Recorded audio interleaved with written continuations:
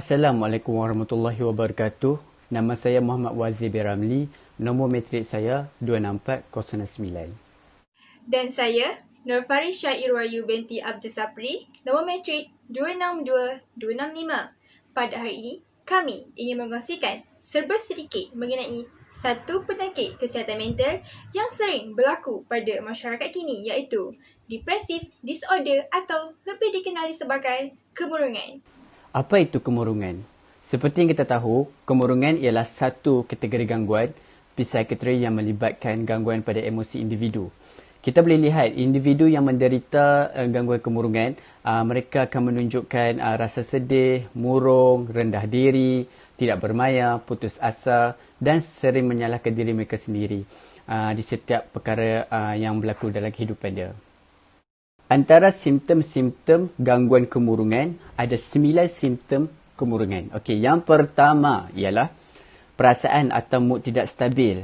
Kriteria utama diagnosis gangguan kemurungan ialah apabila individu menunjukkan ketidakstabilan, perasaan tidak rasional, seperti rasa sedih, murung, pilu, putus asa atau berasa kosong hampir di sepanjang hari atau di kebanyakan hari tanpa adanya sebab-sebab tertentu. Yang kedua ialah hilang minat dan keseronokan dalam semua atau hampir semua aktiviti dulu yang digemarinya di sepanjang hari atau di kebanyakan hari. Simptom ini adalah individu yang menyatakan atau menunjukkan hilang minat atau keseronokan terhadap aktiviti yang digemarinya. Bahkan individu cenderung untuk menyendiri atau menyisihkan diri dari terlibat dalam sesuatu aktiviti. Okey, yang ketiga ialah penurunan atau hilang berat badan. Simptom ini berlaku apabila perubahan pada selera makan atau berat badan individu. Perubahan ini boleh berlaku dalam dua situasi. Yang pertama, individu akan menunjukkan selera makan yang bertambah. Yang kedua ialah individu mungkin menunjukkan selera makan yang berkurangan. Okey, yang keempat ialah perubahan pada rutin tidur. Simptom ini dapat dilihat melalui perubahan atau gangguan tidur boleh berlaku dalam dua keadaan. Sama ada individu mungkin mengalami insomnia, iaitu kesukaran untuk tidur, atau hyperinsomnia, iaitu tidur berlebihan. Okey, insomnia boleh berlaku dalam 3 tahap, iaitu initial insomnia, middle insomnia dan hyperinsomnia. Okey, yang kelima ialah pergolakan atau kemerosotan dalam aspek psikomotor. Okey, kemerosotan atau pergolakan pada aktiviti psikomotor merujuk kepada simptom yang boleh diperhatikan menerusi perubahan pada tingkah laku. Contohnya, individu tidak boleh duduk diam, menari atau menggosok baju ataupun badan ataupun sebarang objek. Okey. Yang keenam ialah keletihan atau kurang bertenaga hampir di kebanyakan hari. Okey, contohnya individu yang mengalami gangguan kemurungan akan memaparkan tingkah laku mereka yang tidak bertenaga seperti rasa letih, tidak bermaya tanpa adanya aktiviti-aktiviti fizikal. Okey, yang ketujuh ialah memiliki perasaan tidak rasional seperti rasa diri tidak berguna. Okey, contohnya macam putus asa, kecewa, rasa bersalah tanpa sebab munasabah hampir di sepanjang hari. Okey, gangguan kemurungan utama juga dapat dikesan apabila individu menunjukkan adanya simptom perasaan tidak rasional seperti rasa putus asa, bersalah dan sering menyalah tafsirkan kegagalan sesuatu perkara mahupun peristiwa di atas kelemahan diri sendiri. Okey, yang ke-8 ialah hilang keupayaan untuk berfikir. Contohnya, individu yang mengalami gangguan kemurungan juga sering kali mengalami simptom seperti kesukaran untuk berfikir secara rasional dalam membuat sesuatu keputusan. Yang ke-9 ialah cubaan untuk mencederakan diri sendiri atau orang lain. Simptom ini paling utama untuk individu sebagai pesakit gangguan kemurungan, seperti cubaan membunuh diri atau pernah merancang untuk bunuh diri secara berulang kali. Kecenderungan untuk individu membunuh diri adalah tinggi sekiranya individu menunjukkan perubahan dalam beberapa perkara. Misalnya, individu yang memiliki keperluan atau alat untuk bunuh diri seperti tali mahupun senjata tajam. Bagaimana dengan kesan yang dihadapi oleh mereka yang mengalami kemurungan? Okey, kesan yang dialami oleh mereka yang mengalami kemurungan akan diberikan kepada 3, iaitu kesan terhadap individu, kesan terhadap keluarga, kesan terhadap persekitaran. Yang pertama ialah individu. Kesan kepada individu akan terbagi kepada 3 aspek, iaitu fizikal, psychological dan sosial. Yang pertama ialah fizikal, iaitu seseorang yang mengalami kemurungan akan mengalami masalah penurunan dan penambahan berat badan. Hal ini terjadi disebabkan oleh mereka mengambil keputusan untuk memaksa diri makan dalam kualiti yang banyak daripada sebelum ini. Seterusnya ialah anemia. Mereka yang mengalami kemurungan akan kelihatan sentiasa pucat. Hal ini kerana mereka akan merasa keletihan akibat kekurangan waktu tidur. Hal ini disebabkan oleh mereka sering menyendirikan diri dan memikirkan hal-hal yang menimpa hidup mereka. Kesan psikologikal. Yang pertama ialah perasaan rendah diri. Mereka yang mengalami masalah kemurungan akan sentiasa merasa rendah diri dan mereka merasakan mereka kurang keyakinan dalam melakukan apa sahaja. Yang kedua ialah risiko membunuh diri. Kemurungan menjadi masalah serius dalam masyarakat yang memberi impak kepada setiap aspek dalam kehidupan. Malah kemurungan yang teruk akan membawa kepada kes bunuh diri di mana telah mencatatkan hampir 800,000 jumlah kematian pada setiap tahun. Di dalam kes kematian ini termasuklah 1. Disebabkan oleh kemurungan itu sendiri. Kesan individu dalam aspek sosial ialah pencapaian akademik yang semakin merosot. Hal ini terjadi disebabkan oleh mereka kurang memberi fokus di dalam kelas sehingga menyebabkan pencapaian akademik merosot. Setelah itu, mereka juga akan terjerumus kepada aktiviti yang negatif seperti ponten sekolah dan melibatkan diri dalam penyalahgunaan dadah. Seterusnya, kesan yang kedua iaitu kesan kepada keluarga. Yang pertama, akan berlakunya pengabaian. Hal ini disebabkan oleh seseorang yang mengalami kemurungan akan sukar untuk bertindak balas kepada kasih sayang dan keprihatinan.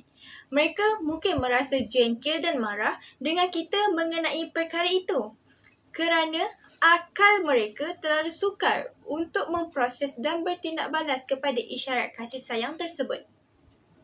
Seterusnya ialah keganasan rumah tangga.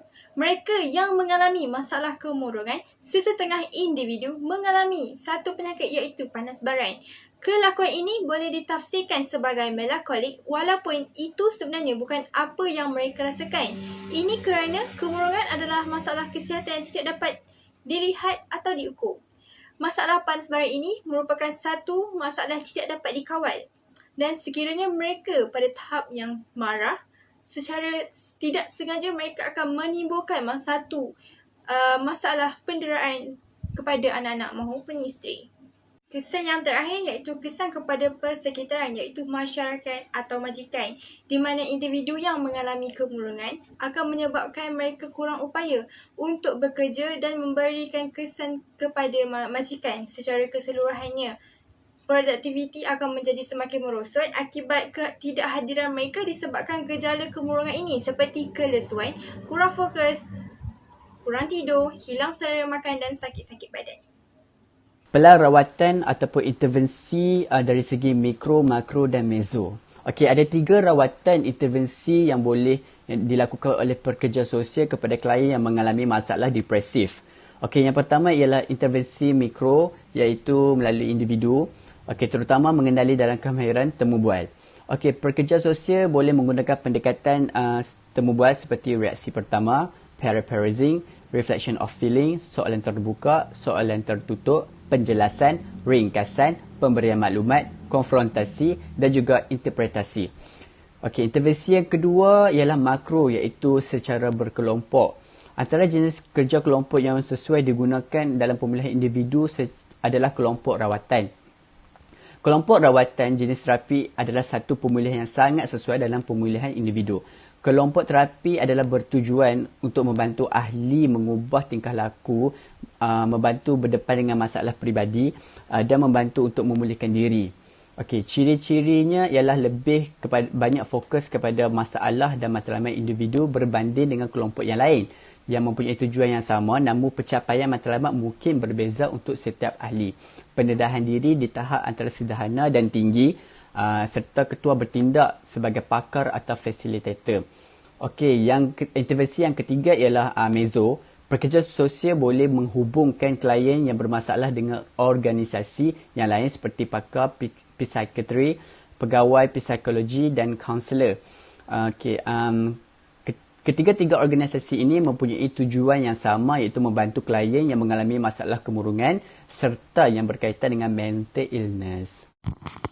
Seterusnya, antara teori yang boleh dikaitkan dengan penyakit depressive disorder atau kemurungan ialah teori kemurungan kognitif Burke 1967.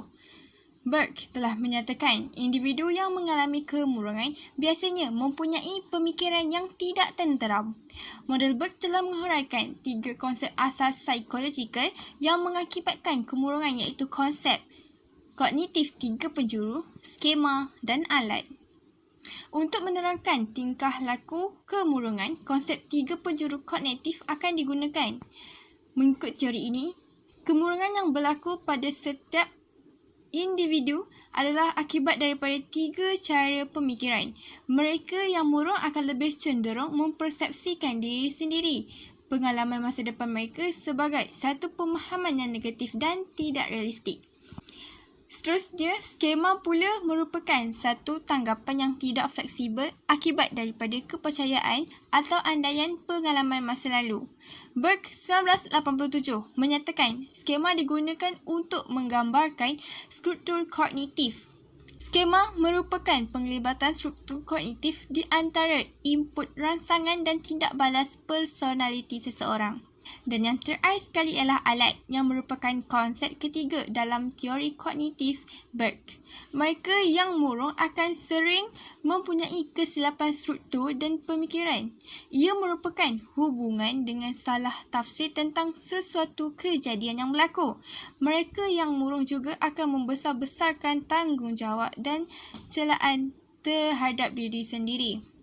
Mereka bukan sahaja membuat generalisasi diri yang melampau berdasarkan sesuatu peristiwa, tetapi juga akan melakukan atau membuat kesimpulan secara tidak logik.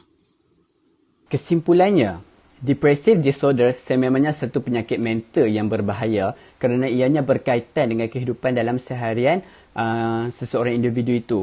Depressive disorders boleh dikaitkan dengan kemurungan. Kita seharusnya membantu individu yang menderita penyakit ini dengan memberikan sokongan profesional kesihatan mental dengan menghubungkan pesakit dengan mana-mana organisasi yang dapat membantu mereka yang menderita penyakit kemurungan seperti di talian Nur, The Befrienders, pakar psikiatri, counselling ataupun Persatuan Kesihatan Mental Sedunia.